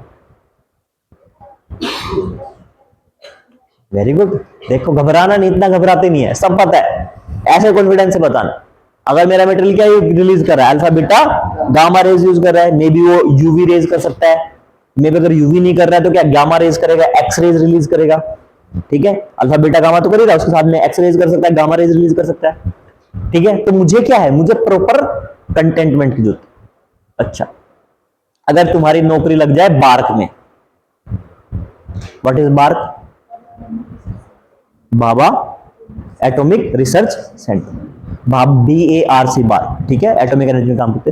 तो तुम्हें सबसे पहले क्या देंगे, तुम्हें एक पेन देंगे, डायरी देंगे, एक वो देंगे बैग कैरी करने के लिए, और उस बैग में जब तुम अंदर खोल के देखोगे तुम्हें क्या मिलेंगी, गोल्ड टैबलेट्स मिलेंगी, टैबलेट्स मिलेंगी। तुम सोचोगे ये कैसे गोलियां दे रही हैं, कुछ क्या कर रहे हैं, माइंड कंट्रोल कर रहे हैं। और फिर तुम पहले दिन ज्वाइन करोगे तो तुमसे पूछा भी जाएगा कि आपने एक टैबलेट ले ली है, तुम कहोगे नहीं, ये खानी भी थी। These tablets are known as the iodine tablets. कौन सी होंगी, आयोडीन टैबलेट्स। अच्छा, आयोडीन को आई से करता हूं या के से करता हूं,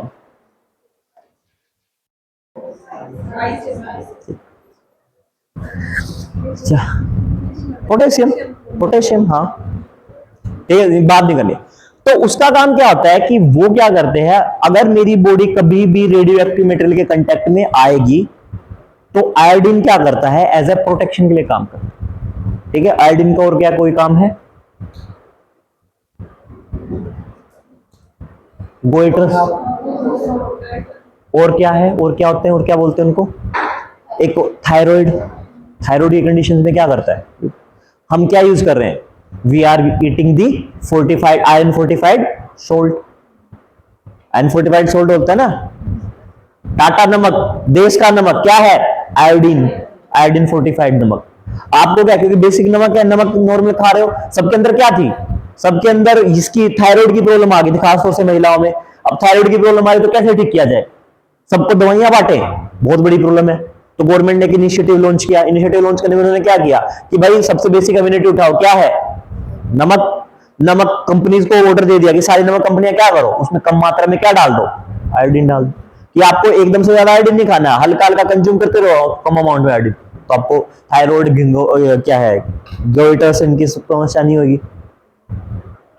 ठीक है, आजकल एक इनिशिएटिव और चल रहा है, zinc fortified rice. Zinc fortified rice, ठीक है, नहीं पता, iron fortified rice. Public distribution system समझते हो, जो जहां पे राशन की शॉप पे जाता है, वहां पे जो सामान मिलता है, वहां पे तुम देखोगे तो चावल क्या मिलेंगे, चावल पे व्हाइट व्हाइट कलर का कलर लगा हुआ मिलेगा। तुम सोचते हो घटिया कलर के हैं, जो कि हो सकते हैं, जो कि हो सकते हैं, लेकिन but still what they have, वो उन्होंने क्या किया, उन्होंने कोटिंग की है, किसकी, आयरन की और जिंक की। क्योंकि पिछले कुछ सालों में आपने कभी एग्रीकल्चर नहीं पढ़ा है, ज्योग्राफी वालों से पूछना कि सर एग्रीकल्चर में क्या क्या प्रॉब्लम आ रही है, तो एग्रीकल्चर में प्रॉब्लम ये देखने में, कौन सा इंस्टीट्यूट है, पूसा इंस्टीट्यूट। मैं थोड़ा सा बहुत दूर भाग गया हूं अपने टॉपिक से, लेकिन फिर भी सुन लो। पूसा इंस्टीट्यूट क्या करता है, वो एग्रीकल्चर, IARI है, इंडियन एग्रीकल्चर रिसर्च इंस्टीट्यूट, वो सब पूसा के मिलकर क्या करते हैं, उन्होंने एक चीज नोटिस की कि भाई पिछले 20 सालों में क्या हो रहा है, हमारे पास स्टेपल फूड क्या है, जो हम डेली खाते हैं स्टेपल फूड, या तो राइस है या फिर व्हीट है। तो जब इनके अमाउंट में क्या है, हम इनको बार बार यूज कर रहे हैं, बार बार यूज कर रहे हैं, तो होता क्या है कि इनमें जिंक का और आयरन का कंसंट्रेशन ड्रास्टिकली डिक्रीज हो। और जिंक बहुत बड़ी चीज है, ठीक है, तुम्हारी बॉडी नहीं बन रही है तब तुम्हें जिंक सप्लीमेंट दिया जाएगा। ठीक है, अगर तुम्हें डायबिटीज हो गया तब किसकी कमी से, जिंक की कमी से। स्टेरॉइड है, अगर तुम्हारे ऊपर कोई दवा काम नहीं कर रही है तो तुम्हें क्या है, जिंक के शॉट दिए जाएंगे, फिर दवा दी जाएगी, एंड दवा will be useful for you. अगर काम नहीं करती है, जिंक स्टेरॉइड का पार्ट, लेकिन जिंक इंपॉर्टेंट है। तो अभी हुआ क्या कि बिना जिंक के सबको पेनिसिलिन में, इंसुलिन वगैरह में दिक्कत हो रही है। ठीक है, तो उन्होंने क्या किया कि हम क्या करेंगे, हम राइस में एकदम से तो चेंज वैरायटी लेके नहीं आ सकते, दूसरी नई वैरायटी लेके आएंगे, जो कुछ वैरायटी लेके भी आए हम। तुम 2-3 साल पहले के करंट अफेयर्स पढ़ोगे तो तुम्हें पढ़ने को मिलेगा कि उसमें क्या है, ब्लैक राइस लेके आए, ब्राउन राइस लेके आए। ठीक है, तो ब्लैक राइस में क्या है, मोस्ट अमाउंट ऑफ जिंक का अमाउंट कंसंट्रेशन क्या है, ज्यादा है।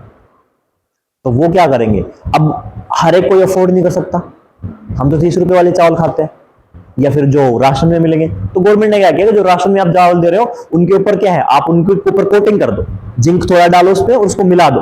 जब ये लोग बनाएंगे तो क्या हो जाएगा, खाएंगे तो जिंक बॉडी में जाएगा। चावल बनाने से पहले धो लेते हैं। चावल बनाने से, हाँ, धुल जाएगा। सबसे बड़ी दिक्कत इंडिया के, यही तो सवाल इसके हैं इंटरव्यू के, यही प्रॉब्लम्स तो आपको टैकल करनी है। डीएम बन के करना क्या है, गाड़ी में घूमना है, वो तो घूमना ही है, इसके अलावा यही तो प्रॉब्लम है कि पब्लिक डिस्ट्रीब्यूशन सही से काम कर रहा है नहीं कर रहा है, क्या क्या प्रॉब्लम हो सकती है। अब प्रॉब्लम है तो सोल्यूशन भी होगा कोई, बहुत बड़ी प्रॉब्लम्स है। अगर आपको एग्रीकल्चर में देख लो ना, नैनो यूरिया कंसेप्ट पता है, आपने मार्केट में सब पे इंप्लाई कर दिया कि नैनो यूरिया खरीदो, नैनो यूरिया खरीदो, यूरिया नहीं है मार्केट में आपको, लेकिन आपने किसी को वो नहीं दिया, किट नहीं दी, किसान तो डायरेक्ट कांटेक्ट में है, किसान को तो पता ही नहीं है, उसकी बॉडी में डायरेक्ट जा रहा है, कैंसर का कॉज करेगी। आज नहीं कैंसर तो 4 साल बाद या फिर 10 साल बाद दिखेगा बॉडी में, लेकिन होगा कैंसर क्योंकि आपने बताया नहीं। These are the problems। और करना क्या है, करंट अफेयर्स और ये सब चीजें इसलिए नहीं पढ़ाई जा रही है कि आपको रिटर्न करके क्लियर करना है, सब कुछ इसलिए पढ़ाया जा रहा है कि ताकि कोई प्रॉब्लम आए तो उस प्रॉब्लम को सोल्व कर पाओ। This is the work of the IAS IPS administrator का, और क्या है, यही काम करना है। ये थोड़ी ना कि सिंघम के जैसे भाग रहे हो साइन कर रहे हो उसकी नौकरी चलेगी, नहीं खा पाओगे किसी की नौकरी। मैक्सिमम क्या कर पाओगे, सस्पेंड। और जिस फील्ड में तुम जा रहे हो वहां पे सस्पेंड होना कोई बड़ी बात थोड़ी ना है। अगर मैं थक गया हूं काम करता करता तो मैं बोलता हूं कि मुझे सस्पेंड कर दो 6 महीने के लिए, अच्छा खासा विदेश जाऊंगा, 6 महीने घूम के जाऊंगा, वो मेरी बीवी चिल्ला रही है कहीं घुमाने नहीं ले जा रहे, घुमाने, चल बहुत दिमाग खराब कर, चलो। This is how works, things work. सच्चाई है, हंसने की बात नहीं, ऐसे होता है। अब हम, मैं दो लोग हैं, मैं और प्रियांशु हैं, ठीक है, मैंने बोला दोनों ऑफिस में प्रियांशु मुझे करा दो 6 महीने के लिए सस्पेंड, रिपोर्ट तू नहीं चेक करनी है, कर दे सस्पेंड, जब आएगा साइन करके क्लियर कर दो 6 महीने बाद, 6 महीने तक आधी सैलरी आ जाए, आराम से यूरोप घूम रहा हूं। फिर इसका मन किया इसको सस्पेंड कर दिया, उस पर मैं साइन करूंगा। एग्जैक्टली ऐसे हो रहा है। अकाउंटेबिलिटी के नाम की कोई चीज नहीं है, इसीलिए क्या पढ़ा रहे हैं, इसलिए एथिक्स का पेपर पढ़ा रहे हैं। सर अब तक तो हम कुछ और ही पढ़ रहे थे। ऐसा ही होता है, सच में ऐसा ही होता है। दैट्स व्हाई एथिक्स का पेपर इज इंपॉर्टेंट। क्या यही सब करना है? अरे यार छोड़ो। तो मैं जो बता रहा था, अब सुनो। मेरे पास, यार मैं काम का वेस्ट कर रहा है। स्पेंड फ्यूल होगा, स्पेंड फ्यूल होगा। स्पेंड फ्यूल क्या करेगा, अब मुझे क्या करना है, इसी फ्यूल को, यानी मैं क्या करूंगा, मेरे फास्ट ब्रीड रिएक्टर्स में यूरेनियम 238 यूज करूं। पहले मैंने नेचुरल यूरेनियम को यूज कर लिया, पहले मैंने क्या किया, नेचुरल यूरेनियम को यूज कर लिया, और नेचुरल यूरेनियम मेरे पास आ गया है। और मैं, अब एक सुनो, अफ्रीकन कंट्री, अब देखो यूरेनियम के रेडियो एक्टिव वाला वो जो कंसेप्ट बता रहा था, उससे कुछ ना कुछ बीमारियां फैलेंगी, कुछ ना कुछ बीमारियां फैलेंगी। होता क्या है, एक बीमारी है बहुत फेमस जो बच्चों में फैलती है अगर यूरेनियम की रेडियो एक्टिविटी कॉन्टेक्ट में आ जाता है। उसमें क्या होता है, उसमें ऐसी कंडीशन आती है कि बच्चा बिल्कुल सूख के बिल्कुल कंकाल हो जाएगा, ठीक है। उसकी ऐसे हो जाएगी कि उसके अंदर बॉडी में मसल नहीं रहेंगे, आप उसकी स्किन को ऐसे खींच सकते हो, जैसे मेरी शर्ट आ रही है ऐसे स्किन आ जाए, उसका शेप चेहरा वगैरह चिपक जाएगा, लेकिन उसका पेट बहुत भारी हो जाएगा, ऐसे कि उसके पेट में पानी भर गया, लेकिन पेट में पानी भी नहीं भरा होगा। This is the one of the classical disease. उस डिजीज का मुझे याद नहीं है, नाम याद नहीं है, लेकिन ये डिजीज होती है, हाँ केचुआर कोशियार नहीं, वो तो डेफिशिएंसी से होती है, वो रेडियो उसके जैसी है, उसके जैसी बीमारी जो आप बता रहे बच्चों में होती है, केचुआर वाली, सिमिलर सिम्टम्स हुई हैं, लेकिन वो वाली अलग होती है। तो उसमें क्या है कि उसमें मतलब आप बच्चे की स्किन ऐसे खींच सकते हो, उसकी आंखें अंदर धस जाएंगी, रंग बिल्कुल ब्लैक हो जाएगा, और मतलब ऐसे कि चमड़ी आप ऐसे उठाओगे तो ऐसे जैसे शर्ट उठ रही है ऐसे चमड़ी उठेगी, और अंदर मसल खत्म हो जाएंगे, और पेट बहुत भारी। These are the classical symptoms की क्या है, रेडियो एक्टिविटी। अब there is a red cross का है एक, रेड क्रॉस समझते हो, एक है border without doctor without border,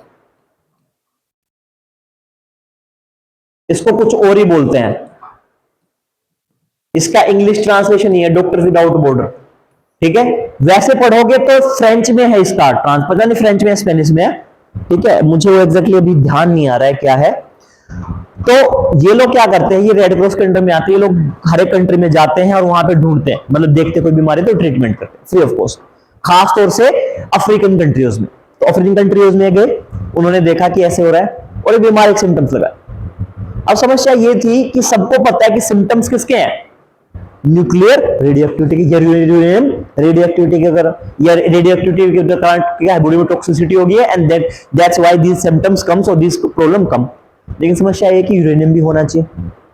जब आपकी कंट्री यूरेनियम यूज नहीं करती, आपकी कंट्री में यूरेनियम की सप्लाई ही नहीं है, तो फिर कहां से क्या हो रहा है, समस्या ये भी तो है। बीमारी है तो कहीं ना कहीं से आएगी।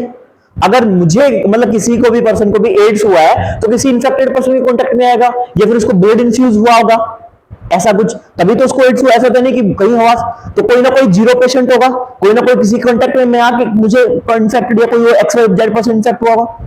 तो अगर मेरे पास यूरेनियम है ही नहीं किसी कंट्री में, तो यूरेनियम की टॉक्सिसिटी कैसे होगी। अफ्रीकन कंट्रीज, अब देखो पता है क्या था, समस्या ये थी कि जितना भी न्यूक्लियर वेस्ट था, इस सारे न्यूक्लियर वेस्ट को डेवलप कंट्रीज क्या कर रहे थे, डंप कर रहे थे। स्वदेश क्या हो गया, क्या कर रहे थे, डंप कर रहे थे। और डंप भी पता है कैसे कर रहे थे, सिंपल कैनेस्टर में डाला पीपे में और जमीन में दाब दिया। कोई वाटर प्रूफिंग, कुछ नहीं। एंड फिर रिलीज हुआ, नोट न्यूयॉर्क टाइम्स में छपे, ठीक है, लंदन टाइम्स में छपे, न्यूज़पेपर में फोटो छपी, ये हुआ, ठीक है। फ्रीलांसर्स बहुत सारे लोग आए और फिर उन्होंने रिपोर्ट रिलीज की, और रिपोर्ट में आया कि डेवलप कंट्रीज, खासतौर से इंग्लैंड, खासतौर से यूएसए एंड फ्रांस, ये कंट्रीज क्या कर रही हैं, ये कंट्रीज अपना यूरेनियम वेस्ट, न्यूक्लियर वेस्ट उन कंट्रीज में डंप कर रही हैं without any problem, without any permission from that country.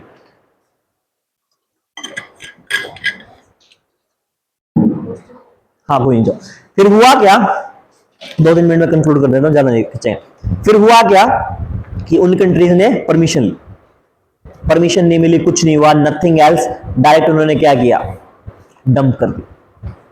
कैसा होना चाहिए था?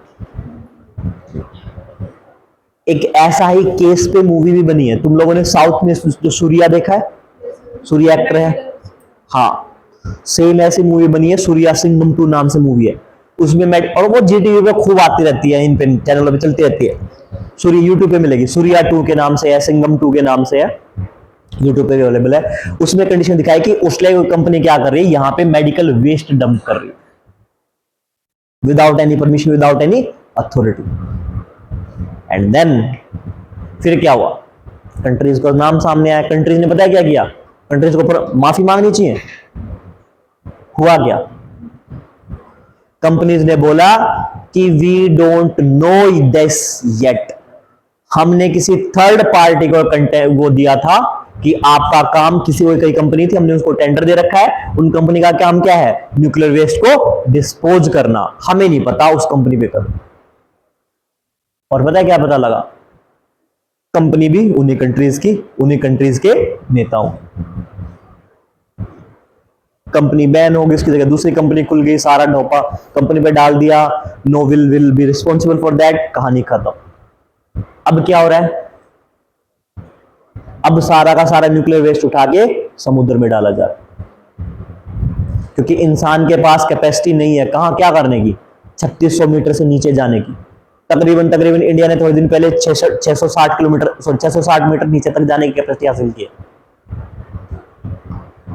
जिस दिन हम जाएंगे कभी, अगर मौका लगा, या फिर हमारी अगली जनरेशन जाएगी, then they will feel this problem. Homework लिखो,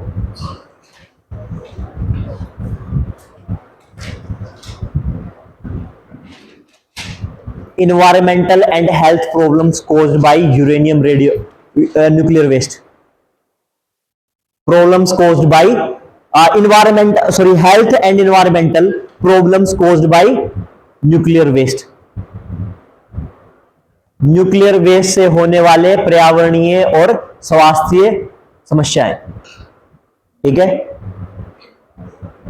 वातावरणीय और स्वास्थ्य, न्यूक्लियर वेस्ट से होने वाली पर्यावरणीय और स्वास्थ्य समस्याएं, ठीक है। Okay, I will conclude that class.